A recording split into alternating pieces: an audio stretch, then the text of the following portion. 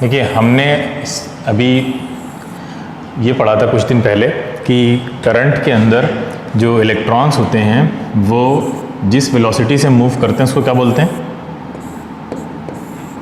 क्या बोलते हैं? क्या बोलते हैं उसको? अरे जवाब दो। हाँ, ड्रिफ्ट वेलोसिटी। ठीक है, नहीं आ रही है यार, आ तो रही होगी। ऑन है माइक। ठीक है, ड्रिफ्ट वेलोसिटी कहते हैं। ठीक है, इलेक्ट्रिक फील्ड इस डायरेक्शन में होती है। ये पॉजिटिव टर्मिनल है, ये नेगेटिव टर्मिनल है। इलेक्ट्रॉन जिस वेलोसिटी से मूव करते हैं उसको ड्रिफ्ट वेलोसिटी कहते हैं।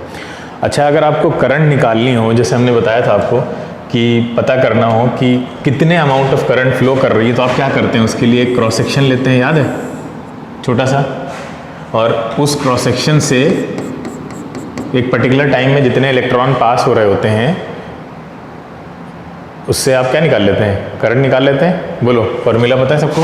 I इज इक्वल टू क्या था? Q/T। याद है, नहीं याद है? बोलिए, याद है? हाँ।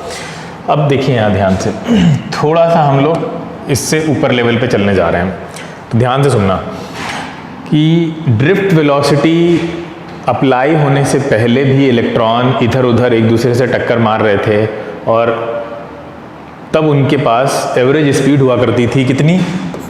काफ़ी ज़्यादा, 10⁻³ से 10⁻⁴ की रेंज में।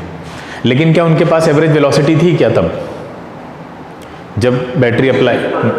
नहीं थी, क्योंकि डिस्प्लेसमेंट नहीं हो रहा था कोई। ठीक है, जैसे अभी आपको एक कमरे के अंदर बहुत सारे लोग हों और कई सारे बच्चे हों, उनको छोड़ दिया जाए मोटर लगा के, ठीक है, तो क्या होगा? 1 साल बाद भी आप वापस आएंगे तो उनका डिस्प्लेसमेंट कितना होगा? 0 होगा, क्योंकि वो हाँ अंदर ही है। तो वही चीज़ यहाँ पे भी है। लेकिन जब हमने ठीक है, जब हमने क्या अप्लाई किया, वो अलग कर दो, वो जो हमने PDF भेजा है लिंक, उसका कर दो।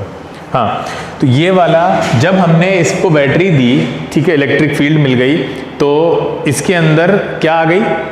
एवरेज वेलोसिटी आ गई, थोड़ी सी, ठीक है, जिसको हम क्या बोलते हैं? ड्रिफ्ट वेलोसिटी के नाम से जानते हैं। ड्रिफ्ट वेलोसिटी क्योंकि बहुत थोड़ी होती है तो इसलिए उसको ड्रिफ्ट बोला जा रहा है, और उसको v⁻d से ऐसे डिनोट किया जाता है। तो ड्रिफ्ट वेलोसिटी आ गई। और लेकिन एक बात बताओ, क्या कोलिजन बाद में नहीं हो रहा है क्या? जब हमने बैटरी अप्लाई करी उसके बाद कोलिजन रुक गया या हो रहे हैं अभी भी? अरे कोलिजन हो रहे हैं ना? हाँ, कोलिजन हो रहे हैं। हमने क्या बताया था कि 2 पॉइंट के बीच में जब इलेक्ट्रॉन, जैसे एक इलेक्ट्रॉन यहाँ पे है और यहाँ पे मान लो कोई प्लस चार्ज है, ठीक है, प्लस चार्जेस को जो इसमें पॉजिटिव चार्ज होते हैं उनको कर्नल बोला जाता है। ठीक है, कर्नल वाला, आर्मी वाला नहीं, ऐसे कर्नल बोला जाता है इसको। तो ये क्या करता है? इलेक्ट्रॉन जाके टकराता है। ठीक है, हमने बताया था आपको कि ये एक बार इससे टकराया, उसके बाद फिर कोई और मिल गया रास्ते में, उससे टकराया, ठीक है, फिर किसी और से टकराया। तो जब एक बार किसी से टकराने जा रहा है तो उसके बीच की जो गैपिंग होती है, इसकी जो डिस्टेंस है उसको क्या बोलते हैं? ये जो डिस्टेंस है 2 कोलिजन के बीच की, मीन फ्री पाथ बोलते हैं। और 2 कोलिजन के बीच के टाइम गैपिंग को क्या बोलते हैं? ये भी बताया था, रिलैक्सेशन टाइम। ये इतनी बेसिक चीज़ें हैं जो हम लोग इससे पहले पढ़ चुके हैं। ठीक है, आज हम लोग क्या देखने जा रहे हैं? सबसे पहले कि एक्चुअली करंट कितनी आएगी अगर हम करंट निकालना चाहें। अब देखो, यहाँ पे इलेक्ट्रॉन कोलिजन्स कर रहा है, इधर उधर भाग रहा है। तुम्हें दिख रहा है ना ये मोशन कैसी है? एक्सेलरेटेड है या नहीं है? इलेक्ट्रॉन की ये मोशन एक्सेलरेटेड है? बोलो, एक्सेलरेशन हो ही रहा ना। इधर से एक्सेलरेट हुआ, इससे टकराया, उसकी वेलोसिटी बिल्कुल कम हो गई, फिर वो आगे गया, दूसरे से टकराया, तो बार बार वेलोसिटी कम हो रही है, बढ़ रही है, कम हो रही है, बढ़ रही है। तो ये क्या हो रहा है? एक्सेलरेटेड मोशन है।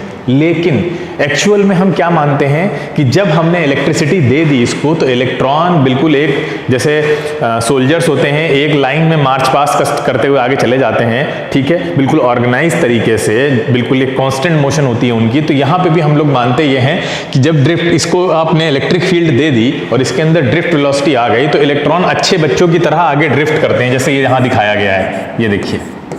और हम भी इसको इसी तरह से मान के चलेंगे, ठीक है, कन्वीनियंस के लिए, आसानी के लिए। कि जब ड्रिफ्ट वेलोसिटी मिल गई इसको, तो हम ये मानेंगे कि इसकी जो मोशन है वो एक कांस्टेंट वेलोसिटी से आगे चल रहे हैं, ठीक है। एक्चुअल में ऐसा हो रहा है, नहीं हो रहा है? एक्चुअल में ऐसा नहीं हो रहा है, हम जो है वो फॉर अवर ओन से ये ऐसा मान रहे हैं, फॉर द कन्वीनियंस, ठीक है, हाँ, आसानी के लिए हम ऐसा मानेंगे, लेकिन एक्चुअल में ऐसा नहीं हो रहा है। इस बात को याद रखना है, एक्चुअल में क्या हो रहा है वो पिक्चर में हमने आपको दिखाई है, ठीक है। तो ड्रिफ्ट वेलोसिटी के बाद ये ऐसे चल रहे हैं, ऐसे चल रहे हैं, तो अब ये कैलकुलेट करना आसान हो गया है कि ये पर्टिकुलर क्रॉस सेक्शन से कितनी करंट फ्लो करेगी, ठीक है। अच्छा, यहां से अगर इलेक्ट्रॉन फ्लो कर रहे हैं तो करंट अगर हम निकालना चाहते हैं तो ध्यान से देखो, I इज इक्वल टू कितनी होगी, सबसे पहले कितने नंबर ऑफ इलेक्ट्रॉन पास हो रहे हैं, तो उसके लिए हम मान लेते हैं n नंबर ऑफ इलेक्ट्रॉन पास हो रहे हैं, क्लियर है। उन इलेक्ट्रॉन्स की वेलोसिटी क्या होगी, उसको हमने क्या नाम दिया है, क्या नाम दिया है, ड्रिफ्ट वेलोसिटी, तो उसको मल्टीप्लाई कर दिया हमने VD से।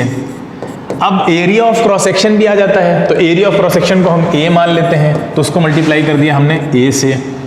अब क्या रह गया है, हाँ, मतलब ये हम फॉर्मूला ड्राइव कर रहे हैं, ठीक है, उसको हमने मल्टीप्लाई कर दिया, ये वेरिएबल हैं सारे A से। अच्छा, उसके बाद हर इलेक्ट्रॉन पे चार्ज कितना होगा, भाई पास हो रहे तो चार्ज भी होगा ना कुछ ना कुछ, कितना होगा, अरे इलेक्ट्रॉन का चार्ज कल बताया था E होता है। ये आ गई आपकी कि कितनी करंट एक कंडक्टर में फ्लो हो रही होगी जब वो कंडक्टर, आप कंडक्टर के अंदर जब इलेक्ट्रॉन पास हो रहा होगा किसी पर्टिकुलर क्रॉस सेक्शन से, तो इतनी करंट फ्लो हो रही होगी। ये बात समझ में आई, कितनी करंट है ये, NEAVD, n number of electrons हैं, E हर एक इलेक्ट्रॉन पे चार्ज है, उसको मल्टीप्लाई कर दिया तो टोटल इलेक्ट्रॉन्स पे चार्ज आ गया। A क्या है, जिस पर्टिकुलर क्रॉस सेक्शन से वो पास हो रहे हैं उसका एरिया है। VD क्या है, जिस पर्टिकुलर वेलोसिटी से पास कर रहे हैं उस वो वेलोसिटी की वैल्यू है। क्लियर, समझ में आ गई बात? हाँ, ये एक्चुअल में होती है करंट की वैल्यू। कहीं पे भी कंडक्टर में अगर आपको करंट निकालनी है तो करंट की वैल्यू ये होती है। हमने आपको बताया था कि ये जो बैटरी होती है ये क्या प्रोवाइड करती है हमको, बैटरी क्या प्रोवाइड करती है, हैं? इतना धीरे बोलोगे तो आ चुकी आवाज, फिर आज तो नहीं आएगी। हाँ, क्या प्रोवाइड करती है बैटरी, क्या है, बैटरी हमको पोटेंशियल डिफरेंस प्रोवाइड कराती है, बोलो, potential difference, potential difference provide कराती है बैटरी। एनर्जी है, सोर्स ऑफ एनर्जी है, बैटरी क्या करती है, एनर्जी प्रोवाइड करा रही है। किसको, किसको प्रोवाइड करा रही है, किसको प्रोवाइड करा रही है, इलेक्ट्रॉन्स को, ठीक है। इलेक्ट्रॉन्स को बैटरी ने एनर्जी दी और इलेक्ट्रॉन्स एनर्जी लेकर आगे चले। तो बैटरी पोटेंशियल डिफरेंस क्रिएट करती है। मान लो यहां का पोटेंशियल अगर 0 है तो यहां का पोटेंशियल कितना है, V है, तो दोनों के बीच में पोटेंशियल डिफरेंस V हुआ, बोलो, है ना। यहां का पोटेंशियल अगर 0 है, यहां का पोटेंशियल V है, ठीक है, तो दोनों के बीच पोटेंशियल डिफरेंस कितना हुआ, V minus 0 is equal to V।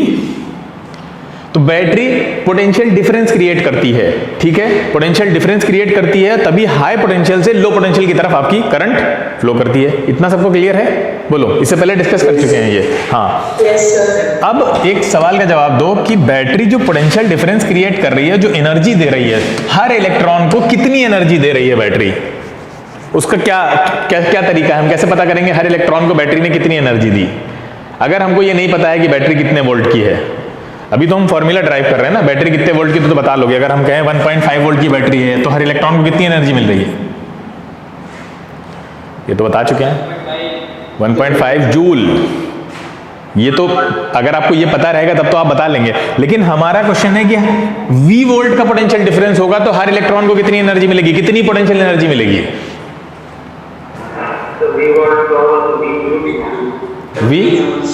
V joules नहीं, एक चीज को आप लोग नेग्लेक्ट कर रहे हैं, वो है इलेक्ट्रॉन का चार्ज, E इंटू V, ये मिलेगी, ये होगी पोटेंशियल एनर्जी।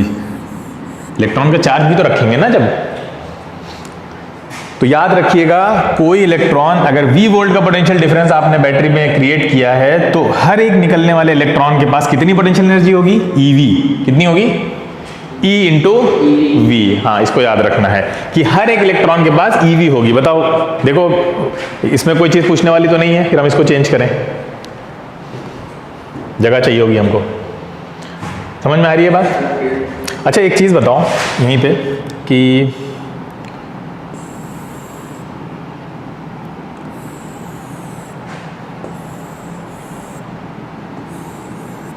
ये दो क्रॉस सेक्शन हैं, ठीक है, ये एक नॉन यूनिफॉर्म, अभी तक हम लोग यूनिफॉर्म कंडक्टर की बात कर रहे थे, एक नॉन यूनिफॉर्म कंडक्टर है, ठीक है, जिसका एरिया यहाँ पे कम है, यहाँ पे ज़्यादा है। बताओ पूरे कंडक्टर में करंट सेम होगी, अलग अलग होगी दोनों क्रॉस सेक्शन पे?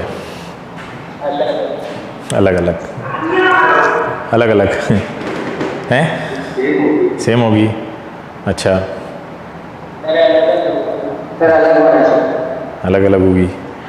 अच्छा एक बात बताओ, इसी पाइप में अगर पानी बह रहा होता तो यहां पे पानी कुछ होता, यहां पे पानी कुछ और बहता, अमाउंट अलग अलग होता।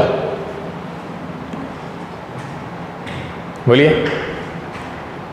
पाइप यहां पतला है, यहां थोड़ा चौड़ा है, तो यहां पानी कम बहेगा, यहां ज्यादा?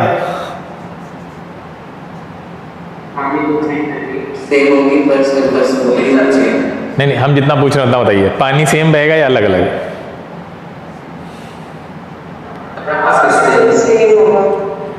पानी तो सेम ही होगा, पानी गायब तो हो नहीं जाएगा, है ना? गायब हो जाएगा क्या? सपोज करो पानी इधर से बहता हुआ आ रहा है, 2 मिनट के लिए देखो, पानी इधर से आ रहा है बहता हुआ, अब इधर से आ रहा तो यहाँ पे तो ज्यादा निकला और यहाँ आते आते कम हो गया, इसका मतलब बाकी पानी कहाँ गया? पानी मतलब पानी नहीं, कम ज्यादा नहीं बोलेंगे ना, क्वांटिटी कम ज्यादा होगी क्या? नहीं।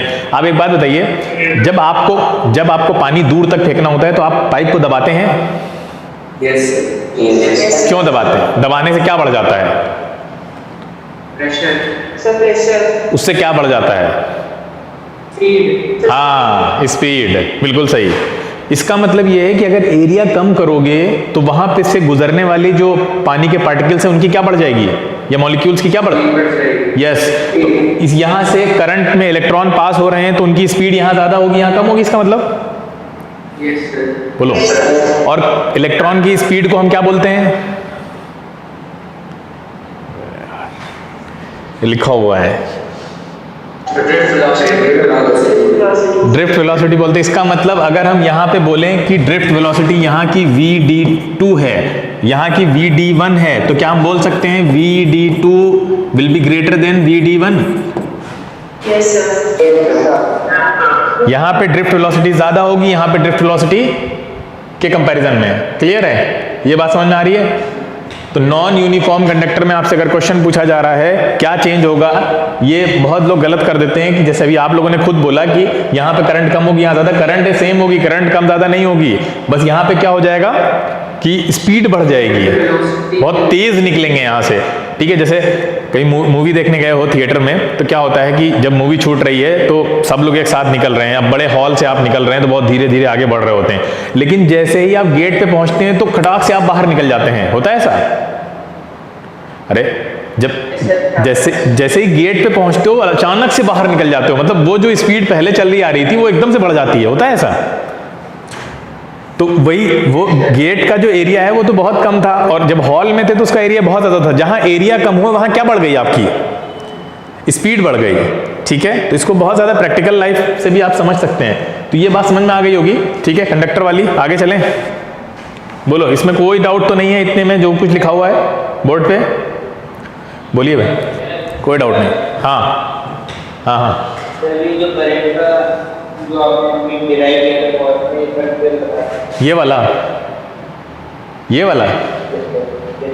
वाला हमने बताया कि करंट की वैल्यू आप कैसे निकालेंगे, उसके लिए आपको क्या क्या चाहिए होगा। उसके लिए आपको पता होना चाहिए कितने नंबर ऑफ इलेक्ट्रॉन्स हैं, हर इलेक्ट्रॉन का चार्ज कितना है, किस एरिया से पास हो रहे हैं, कितनी वेलोसिटी से पास हो रहे हैं, चारों फैक्टर को मल्टीप्लाई करो आपस में, करंट पता चल जाएगी। ठीक, ठीक है। अब यहां तक क्लियर हो गया। अब एक चीज बताइए कि इसमें जब आपने इलेक्ट्रिक फील्ड अप्लाई की तो इलेक्ट्रॉन्स पर फोर्स लगा या नहीं लगा? फोर्स लगा भाई, जब इलेक्ट्रिक फील्ड अप्लाई कर रहे हैं तो फोर्स लग रहा है, ठीक है, फोर्स लग रहा है। फोर्स क्या क्रिएट करता है बताइए? फोर्स क्या क्रिएट करता है यार? मैकेनिक्स का बेसिक है, फोर्स क्या क्रिएट करता है? हाँ बिल्कुल, एक्सेलरेशन, ठीक है, एक्सेलरेशन प्रोड्यूस होगा। कितना होगा बताएगा कोई? कितना होगा? कितना होगा एक्सेलरेशन? फोर्स एक्सेलरेशन का फॉर्मूला क्या होता है? बहुत आसान है। एक्सेलरेशन का फॉर्मूला क्या होता है? Newton second law. ये होता है या नहीं? फोर्स होता है आपका, क्या होता है? अरे फोर्स पढ़ा चुके हैं पिछली स्लाइड में, क्या होता है?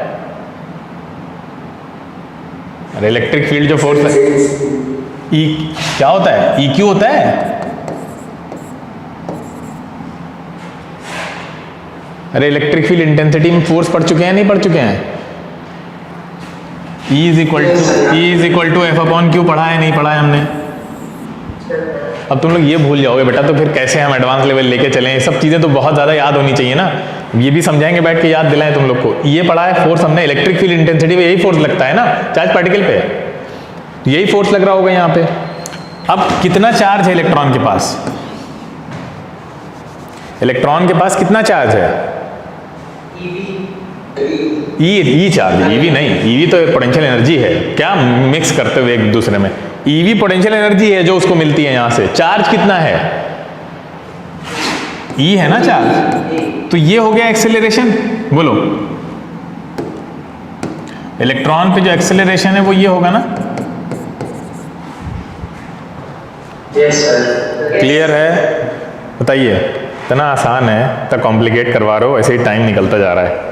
यही होगा ना? सही बोल रहे हैं? हाँ, अब ध्यान से सुनो, आगे की चीज़ें बहुत ज़्यादा इंपॉर्टेंट हैं। हमने बताया था दो कोलिजन्स के बीच में जो पाथ होता है उसको क्या बोलते हैं? Mean free path. उसको हम मान लेते हैं लैम्डा। लैम्डा क्या है? डिस्टेंस है, मीन फ्री पाथ। दो कोलिजन के बीच का जो टाइम होता है उसको हम बोलते हैं रिलैक्सेशन टाइम, जिसको लिखा जाता है टाउ से। किससे लिखा जाता है? टाउ। टाउ वर्ड नया है? टाउ सुना है इससे पहले? नहीं सुना है? चलो अच्छा, कोई बात नहीं, ठीक है। टाउ इस तरह मान लो, जैसे टी है तो ऐसे घुमा के बनता है ऐसे। रिलैक्सेशन टाइम, ध्यान से सुनो, रिलैक्सेशन टाइम को टाउ बोलते हैं। दो कोलिजन के बीच का टाइम रिलैक्सेशन टाइम, दो कोलिजन के बीच का पाथ क्या कहलाएगा? Mean free path. हाँ ठीक है। अब ये बताइए कि मीन फ्री पाथ को अगर हम निकालना चाहते हैं तो हम कैसे निकाल सकते हैं? हमारे पास इक्वेशन ऑफ मोशन है ना एक, ut plus half at square.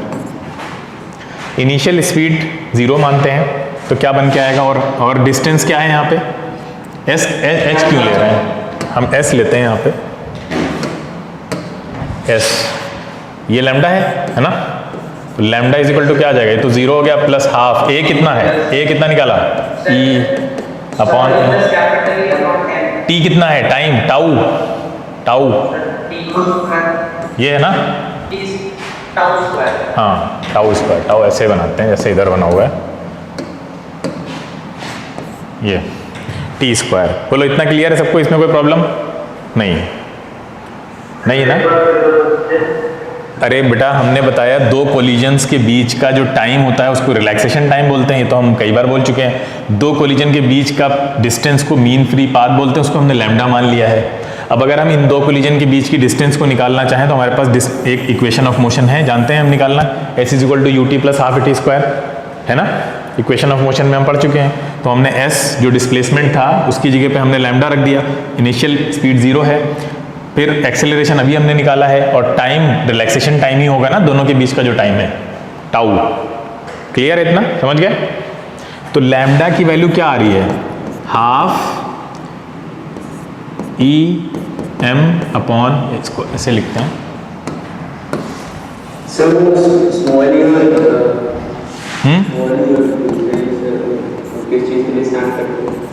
Small ई ये होता है capital E electric field intensity है, small E charge on one electron.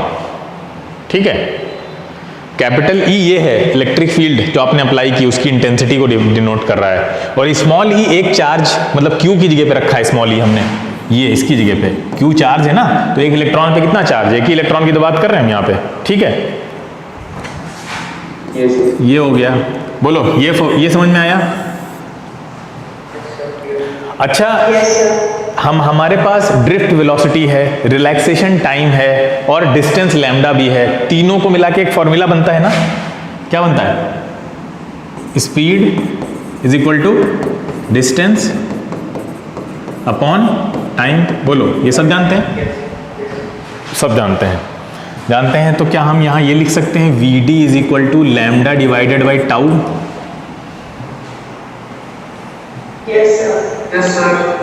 रखो जरा वैल्यू रखो, बताओ क्या आ रहा है वी डी की वैल्यू क्या आ रही है, जरा निकाल के बताओ।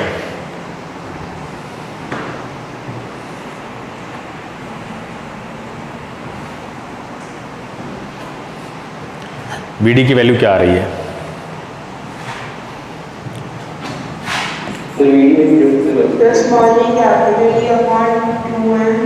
लैम्डा की वैल्यू पहले रखेंगे हम E into tau upon 2m into tau, है ना? टाउ टू कैंसिल करेंगे, टाउ कट जाएगा, क्या आएगा? इसको मिटाते हैं यहाँ से।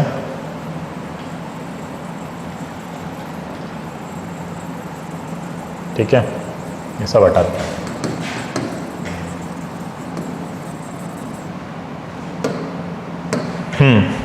अब यहां से देखिए इसको, V D is equal to क्या आएगा? E small E capital E upon 2m। क्या यही आ रहा है? समझ में आई बात?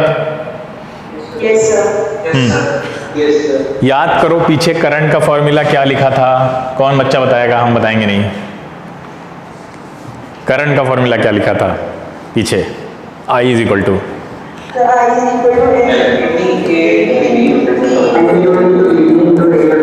NEA इंटू वी डी, ये था ना?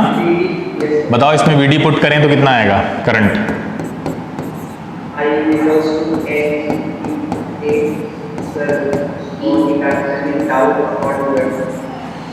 ई का स्क्वायर कर दें,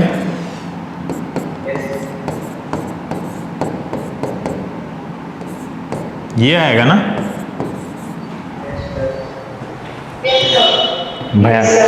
भयानक सा फॉर्मूला आ गया ना सामने? बोलिए, काफी भयानक आ गया। अब एक बात ध्यान से सुनिए, इसको याद रखो, चाहे तो नोट कर लो क्योंकि आगे लिखवाएंगे भी हम, तो याद नहीं रहेगा। इसको नोट करो जल्दी से, फिर हम दूसरे पेज पे चलते हैं। नोट हो गया? ये वाला हिस्सा नोट कर लो, अभी आगे जरूरत पड़ेगी ना हमको, तो फिर पीछे जाना पड़ेगा। चलें आगे? अरे क्या, टाइम बहुत कम है बेटा, अभी दूसरी क्लास लग जाएगी इसलिए कह रहे हैं। हाँ ठीक है, नेक्स्ट चलते हैं। ठीक है, अब देखो यहाँ पे एक बार और हम कंडक्टर बनाना पड़ेगा हमें। ठीक है, ये मान लो एक कंडक्टर है। अभी हमने एक चीज़ आपको बताई थी कि कंडक्टर में अगर आपने V वोल्ट का पोटेंशियल अप्लाई कर दिया है और कंडक्टर की लेंथ अगर L है, क्या है? अगर आपने V वोल्ट का पोटेंशियल अप्लाई कर दिया है और कंडक्टर की लेंथ कितनी है? L है, तो इलेक्ट्रिक फील्ड इंटेंसिटी निकालने का एक और तरीका होता है। ध्यान से सुनना कि अगर आप हर एक क्रॉस सेक्शन पे इलेक्ट्रिक फील्ड निकालना चाहते हैं, वो तो इलेक्ट्रॉन पे थी ना, इलेक्ट्रॉन पे इलेक्ट्रिक फील्ड निकालना था। अगर हम पर्टिकुलर क्रॉस सेक्शन पे कंडक्टर के इलेक्ट्रिक फील्ड पता करना चाहते हैं, वो अलग चीज़ थी, बट आप एक चार्ज कैरियर पे निकाल रहे थे। यहाँ है हर एक क्रॉस सेक्शन पे इलेक्ट्रिक फील्ड अगर आप निकालना चाहते हैं, ठीक है, और वो किसकी वजह से जनरेट हुई है? इलेक्ट्रिक फील्ड पोटेंशियल की वजह से, है ना? अगर पोटेंशियल डिफरेंस नहीं होता तो इलेक्ट्रिक फील्ड नहीं होती। तो अगर आप निकालना चाहते हैं तो तुम लोग बताओ सिंपली क्या फॉर्मूला बनना चाहिए तीनों को मिला के, सोच के बताओ।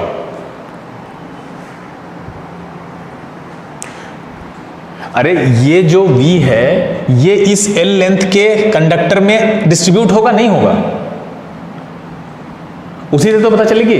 ये V हर एक पर्टिकुलर क्रॉस सेक्शन पे जितना जितना होगा वहां पे उतनी उतनी इलेक्ट्रिक फील्ड होगी।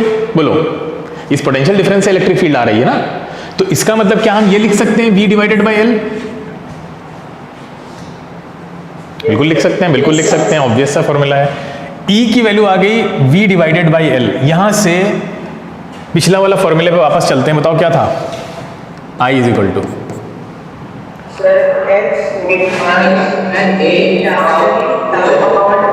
NAE स्क्वायर और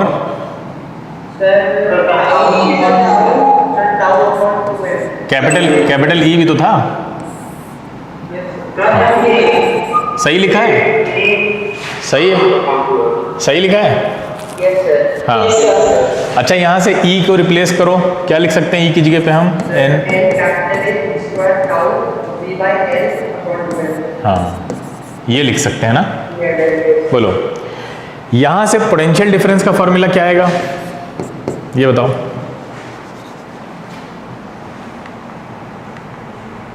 यहाँ से पोटेंशियल डिफरेंस का फॉर्मूला क्या आएगा, 2ml, हाँ, डिवाइडेड बाई ये आएगा, ये सही है। अब बहुत ध्यान से, सभी बच्चे बहुत ज़्यादा ध्यान से सुने, बहुत ज़्यादा इंपॉर्टेंट चीज़ बताने जा रहे हैं। ये जो होता है, ये पूरी चीज़ कांस्टेंट है, ये जितनी चीज़ हमने लिखी है ये कांस्टेंट है। अच्छा, अगर ये कांस्टेंट है तो क्या आप ये लिख सकते हैं, v upon I is equal to constant. बोलो, ये क्या है, ये पढ़ चुके हैं सभी लोग, क्या है ये?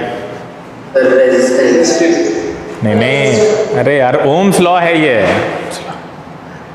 ओम्स लॉ है ये भाई, ओम्स लॉ नहीं है ये? Yes sir. ये क्या है, ये ओम्स लॉ है, और ओम्स लॉ में कांस्टेंट को किससे रिप्लेस किया जाएगा, रेजिस्टेंस से। तो ये जो ओम्स लॉ का, ओम वैसे लॉ है ओम्स लॉ, लेकिन उसको थ्योरेटिकली भी इस तरह से लाके यहाँ पे समझाया जा सकता है, प्रूफ किया जा सकता है। तो जो रेजिस्टेंस है एक्चुअल में उसकी वैल्यू क्या है बताओ, 2 ml है ना, 2 ml upon N A square,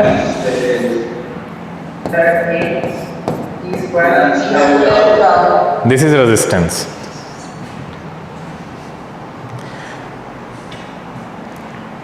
अब एक बात बताओ कि जो रेजिस्टेंस है यहाँ पे जो तुम्हें दिख रही है, वो रेजिस्टेंस क्या कंडक्टर के लेंथ पे डिपेंड कर रही है? Yes sir. क्या कंडक्टर के एरिया पे डिपेंड कर रही है? Yes sir. क्या यही पढ़ा था पिछले साल, लास्ट ईयर पढ़ाया था हमने जो लोग थे?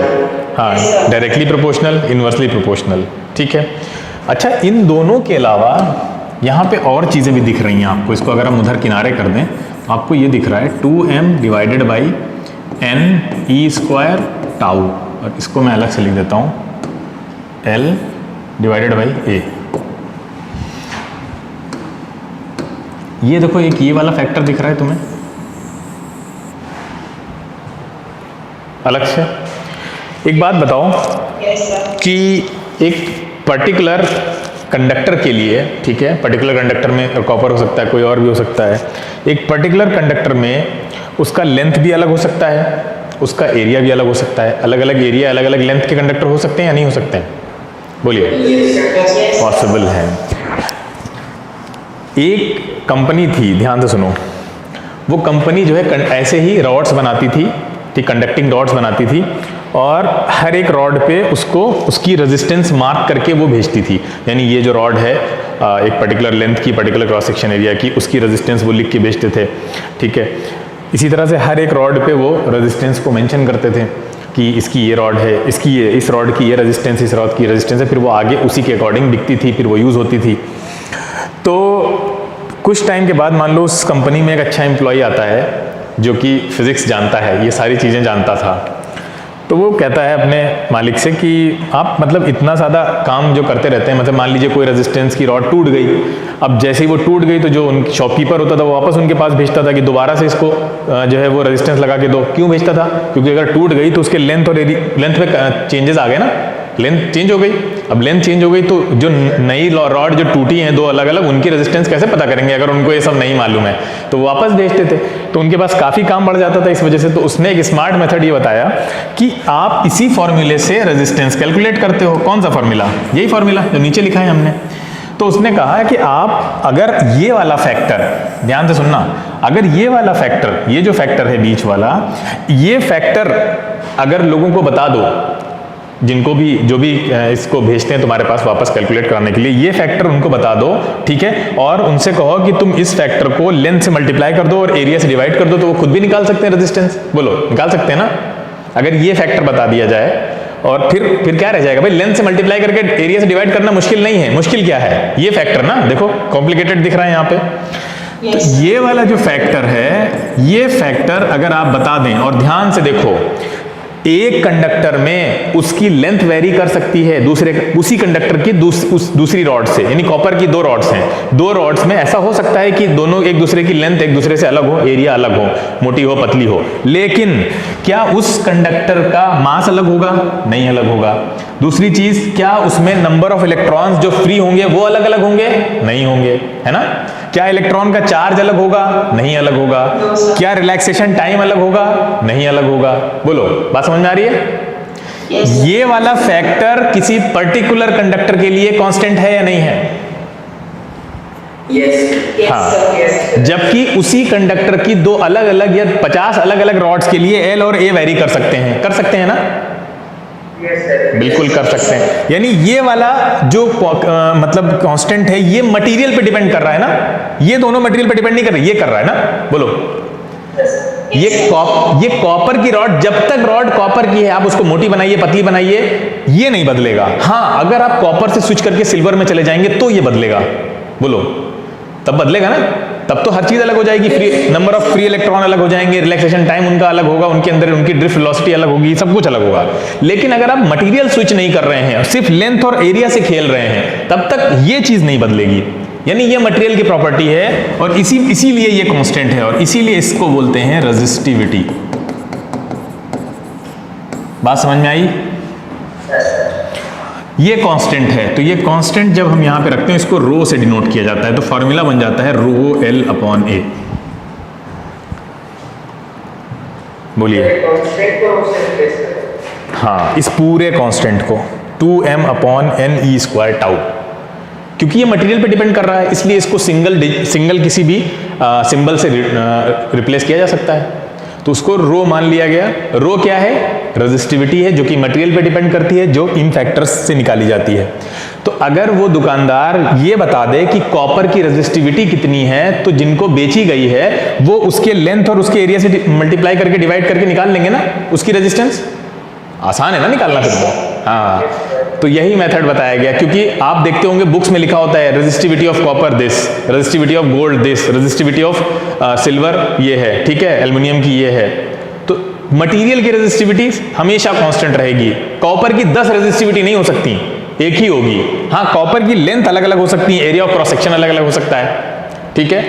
तो जो रेजिस्टेंस है वो किस पे डिपेंड करती है? वो मटेरियल पे भी डिपेंड करती है, लेंथ पे भी डिपेंड करती है, एरिया ऑफ क्रॉस सेक्शन पे भी डिपेंड करती है। लेकिन रेजिस्टिविटी किस पे डिपेंड करती है?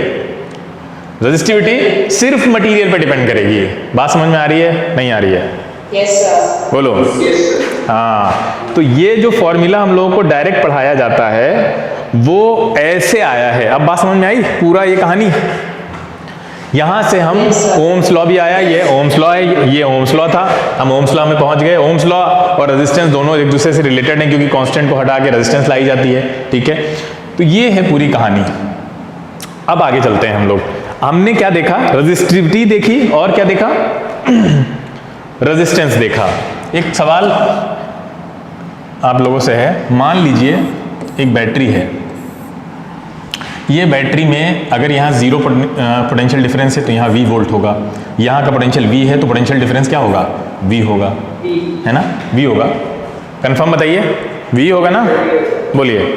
अगर पोटेंशियल डिफरेंस 10 वोल्ट है, ध्यान से सुनो, और यहाँ का -2 है, तो बताओ यहाँ का कितना होगा?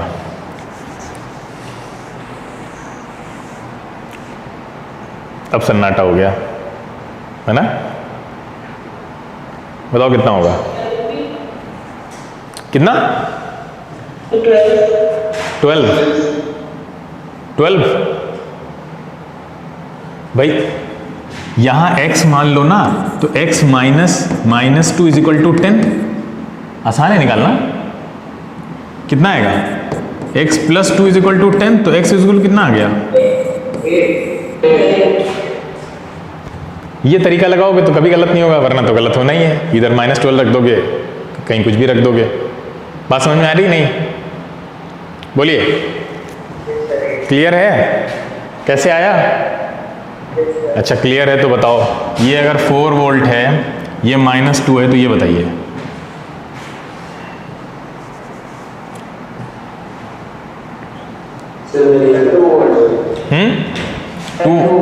टू वोल्ट्स पक्का क्या करते है?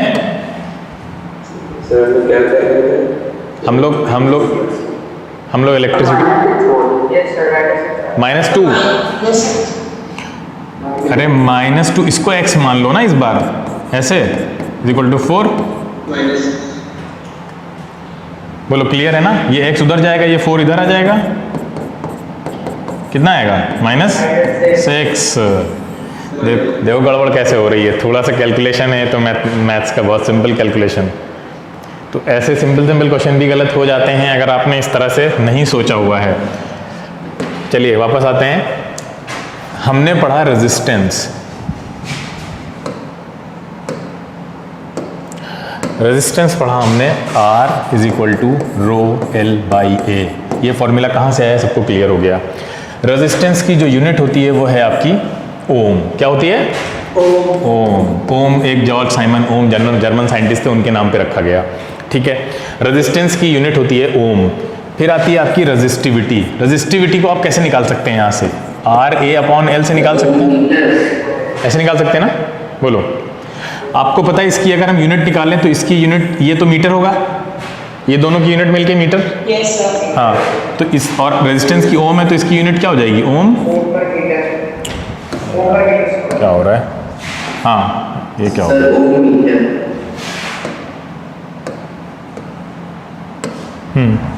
ओम मीटर, पर मीटर नहीं, ओम मीटर होगा, पर मीटर नहीं होगा। ठीक है, ये करके बताएं क्या, कैसे कैसे आए? ये नीचे मीटर, मीटर स्क्वायर, मीटर से मीटर कैंसिल। क्लियर? हाँ, अब ध्यान से सुनो, 1/R ये है रेजिस्टेंस, ये कहलाती है कंडक्टेंस। क्या कहलाती है? कंडक्टेंस। R का रेसिप्रोकल कंडक्टेंस कहलाएगा। कंडक्टेंस रेजिस्टेंस का अपोजिट होता है। कंडक्टेंस की यूनिट पूछी जाए तो क्या बताएंगे? कंडक्टेंस की यूनिट होती है महो। महो, ठीक है, क्या पढ़ते हैं इसको? हाँ, ओम इनवर्स या महो। और महो को लिखते कैसे हैं? महो कैसे लिखते कोई बताएगा? उल्टा, हाँ उल्टा कर देते हैं। महो को हम कैसे लिखते हैं? इनवर्स करके नहीं, हम इस तरह लिखेंगे, उल्टा करके। ये सिमिलरली 1/ρ क्या कहलाएगा? ये है रेजिस्टिविटी, ये कहलाएगी कंडक्टिविटी। और इसकी यूनिट क्या हो जाएगी? महो और, अरे बोलो, महो, हाँ, पर मीटर, बिल्कुल सही। इतनी चीजें काम की हैं, इसको याद रखिएगा यहाँ पे। अब एक कुछ, अरे यूनिट है, कंडक्टिविटी की यूनिट है, ये यहाँ से उल्टा किया हमने, इसको दोनों को उल्टा कर दिया, इसको उल्टा कर दिया, ये ऐसे हो गया, और मीटर को नीचे ले आए, इन्वर्स हो गया। तो ये है महो पर मीटर, ये है सिर्फ महो। ठीक है, ये ओम मीटर। रेजिस्टिविटी का अपोजिट ये है कंडक्ट, और रेजिस्टेंस का अपोजिट कंडक्टेंस है। क्लियर है? बात समझ में आ रही है? अच्छा, ये मेरे हाथ में एक मार्कर है, ठीक है, ये मार्कर किसी मटेरियल से बना है, ठीक है। इस मार्कर की जो रेजिस्टेंस है वो कांस्टेंट होगी, बोलो। Yes sir. इसमें जब हम करंट भेजेंगे तो रेजिस्टेंस अंदर एक जैसी करंट जाएगी, रेजिस्टेंस वेरी करेगी क्या? इसमें नहीं करेगी, बोलो। नो सर, नहीं करेगी। ये मटेरियल सेम है तो इसकी रेजिस्टेंस कैसे? हाँ, ये मटेरियल चेंज नहीं कर रहा हूँ मैं, यही बिल्कुल जो मैं हाथ में पकड़ा हूँ पूछ रहा हूँ, बताओ हैं? हाँ, इसमें करंट चाहे जहाँ से भेजें एक ही जैसे जाएगी, Yes, sir. Yes, sir. नहीं, एक जैसी नहीं जाएगी। ठीक है, अब देखो ध्यान से। अरे कितना टाइम बचा है हमारे पास?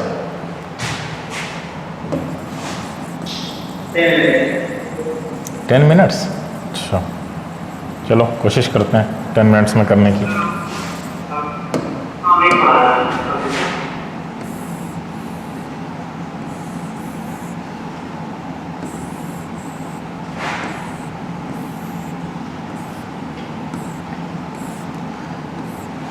ये एक मटेरियल है, ठीक है। क्या आना है?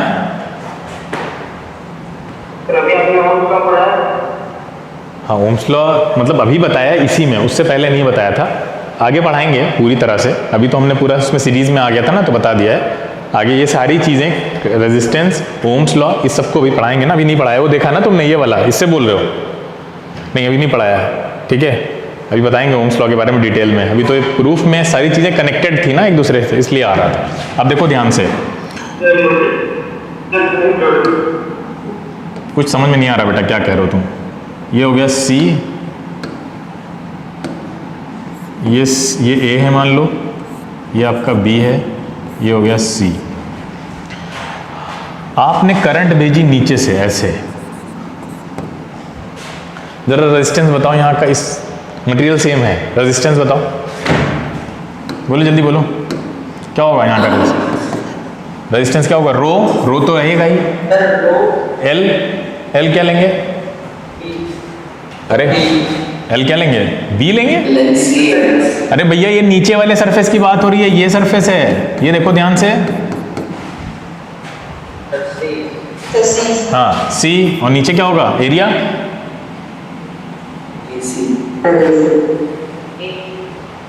सी होगा, लेंथ सी होगी।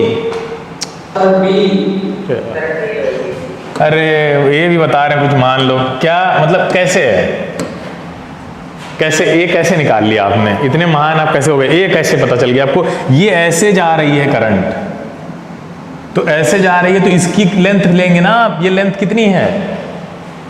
फिर बी है, एरिया कितना है? AC है ना। अब ये बताओ, करंट हम ऐसे भेज रहे हैं, यहां बताओ रेजिस्टेंस कितनी है? जल्दी जल्दी बोलो।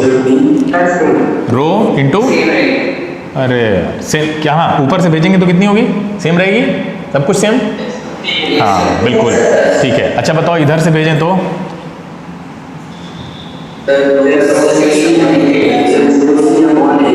हाँ, रो C होगा, ये कितना है? C है, हाँ ठीक है। और अपॉन एरिया, एरिया में ये B और ये A है, तो ये AB।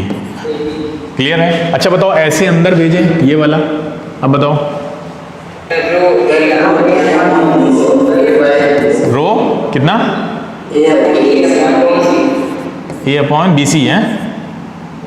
ये देखो, एक ही मटेरियल है, कुछ नहीं बदल रहे, रेजिस्टिविटी उसकी बदल नहीं रही है, लेकिन हम अलग अलग रेजिस्टेंस दे रहा है नहीं दे रहा है? बताओ, हर तरफ से। हाँ, तो ये बात याद रखना कि एक इसमें भी अगर आप करंट ऐसे भेजेंगे तो रेजिस्टेंस कुछ होगा, अगर ऐसे भेजेंगे तो रेजिस्टेंस कुछ होगा। बोलो, होगा ना? क्लियर है? और अगर इसके अंदर से भेजेंगे तो रेजिस्टेंस कुछ होगा। तीनों डायमेंशन में भेजेंगे, तीन रेजिस्टेंस अलग अलग मिलेंगे। यानी कि अगर कोई सेम मटेरियल भी है और आपसे पूछा जा रहा है, तो आप ये कहेंगे कि करंट की डायरेक्शन पे डिपेंड करेगा कि रेजिस्टेंस कैसी होगी। क्लियर है? क्या अभी हमने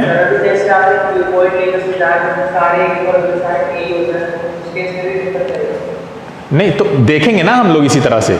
अगर क्यूब ले लेंगे आप, तब तो सेम हो जाएगा ना। हाँ, लेकिन ऐसे नहीं बोलेंगे सेम होगा, हम ये चीज एनालाइज करेंगे कि क्या हर तरफ से लेंथ और एरिया सेम आ रहा है। अगर लेंथ और एरिया सेम आ रहा होगा तो बिल्कुल ऑब्वियस सी बात है, सेम हो जाएगा। ठीक है भाई, क्यूब के केस में A = B = C हो जाएगा ना। तो जाहिर सी बात है, जिस केस में भी ऐसा हो जाएगा तो करंट सेम हो जाएगी, चाहे इधर से भेजिए आप।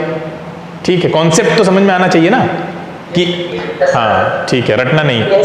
ठीक है, तो आज जितनी चीज़ें हुई हैं थोड़ा सा मतलब ज़्यादा आगे चले गए हैं, लेकिन आप लोग इसको वीडियो को दोबारा देखिएगा। जो बच्चों को लग रहा है कि बहुत ज़्यादा जो है कॉम्प्लिकेटेड हो गया है, वो दोबारा देखेंगे, आई एम श्योर कि आपको पूरी तरह से क्लियर हो जाएगा। ठीक है, एक बार, दो बार, तीन बार, जितनी बार हो देखिए।